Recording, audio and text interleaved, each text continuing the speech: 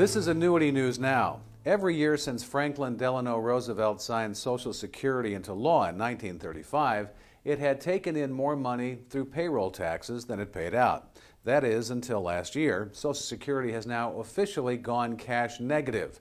And that means a nation that borrowed surplus Social Security revenues for decades will have to start paying that money back. Over the years, Social Security has collected about $2.5 trillion more than it has paid out. Those extra funds have been used to buy special bonds from the U.S. Treasury, building up what's come to be known as the Social Security Trust Fund.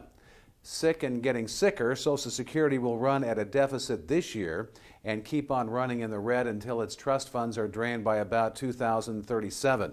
The massive retirement program has been suffering from the effects of the struggling economy for several years. It first went into deficit last year, but had been projected to post surpluses for a few more years before permanently slipping into the red in 2016. Social Security has built up a $2.5 trillion surplus since the retirement program was last overhauled in the 1980s. Benefits will be safe until that money runs out. That is projected to happen in 2037 unless Congress acts in the meantime. That $2.5 trillion surplus, however, has been borrowed over the years by the federal government and spent on other programs. In return, the Treasury Department has issued bonds to Social Security guaranteeing repayment. Social Security supporters are adamant that the program will be repaid, just as the U.S. government repays others who invest in U.S. Treasury bonds. If you want to stay healthy in retirement, you better start saving your pennies.